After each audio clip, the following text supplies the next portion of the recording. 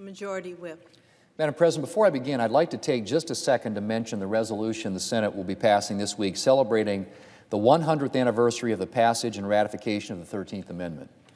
This was a landmark moment in the history of freedom in our country, a major step forward in realizing America's promise of liberty. It's an important moment to celebrate, and I look forward to voting for this resolution this week and honoring all the women whose courage resulted in the 19th Amendment's passage. Madam President, just a few years ago, a lot of our current technology would have been unthinkable. Watching a football game on your phone, using an app to see who's ringing the doorbell at your house while you're across town at work, ordering groceries using your computer, or with voice-activated technologies like Alexa, putting groceries in your online cart without even having to click a button. But while the technological advances of the last couple of decades have been tremendous, there's a lot more to come. 5G mobile broadband technology will deliver speeds that are 100 times faster than what today's technology can deliver. It will be vastly more responsive than 4G technology, and it will be able to connect 100 times the number of devices that can be connected with 4G. It's hard to imagine, after all. Our devices today are pretty fast and responsive as it is, but 5G will be much, much faster. That means near instant responsiveness from your phone and computer. But it means a lot more than that. 5G will enable massive breakthroughs in healthcare, transportation, agriculture, and other key industries. 5G will pave the way for automated vehicles, which have the potential to dramatically reduce traffic injuries and fatalities. It will facilitate surgical innovations and new ways to treat chronic illnesses and to heal injuries.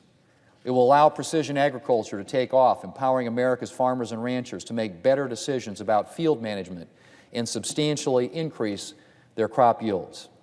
The U.S. Department of Agriculture estimates that precision agriculture will reduce farmers' operational costs by up to $25 per acre and increase farmers' yields by up to 70% by the year 2050. The technology for 5G is already here. But it requires more than simply having the technology to make 5G a reality. In order to deploy 5G, wireless providers need access to sufficient spectrum, and they need to be able to deploy the infrastructure needed to support the technology in a reasonable and timely manner. Last year, the President signed the bipartisan Mobile Now Act. It was legislation that I had introduced to help secure adequate spectrum for 5G technology. And yesterday, along with Senator Schatz, I reintroduced the streamlined Small Cell Deployment Act to address the other part of the 5G equation, and that's infrastructure.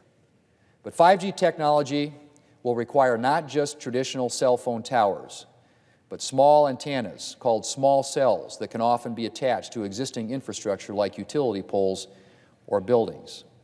Everybody's seen the cell phone towers rising a couple hundred feet into the air.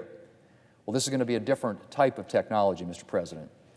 I was encouraged to see the Federal Communications Commission under Chairman Pai's leadership modernize its regulations on the approval for small cells, but more work can and should be done. That's where the Streamline Act comes in. My Streamline Act updates current law to better reflect emerging technology. It will expedite the deployment of small cells while respecting the role of state and local governments in making deployment decisions. And importantly, it will make it more affordable to bring 5G to rural areas by addressing the costs of small cell deployment. Too often, rural areas like those in my home state of South Dakota have lagged behind when it comes to getting the most modern broadband technology. It's important that we remove barriers to deployment in rural areas so that rural communities can have the same access to the benefits of 5G. Mr. President, in addition to fostering tremendous technological breakthroughs in everything from agriculture to energy, 5G has the potential to add $500 billion to the economy and to create millions of new jobs. But in order to achieve those economic benefits, we need to stay at the head of the 5G revolution. The United States lagged behind other countries in deploying 2G and 3G technology, which had real economic consequences. Europe, for example, took the lead in 2G and cornered most of the market in sales of networking equipment and telecom hardware. As 4G emerged, however, the United States wireless industry stepped forward, investing billions in 4G deployment. The government also took steps to support the wireless industry, freeing up spectrum and making it easier to deploy the necessary infrastructure. That's what we need to do again today. If we want to stay at the head of the race to 5G, the government needs to make sure wireless companies have access to the necessary spectrum and the ability to efficiently deploy small cell infrastructure.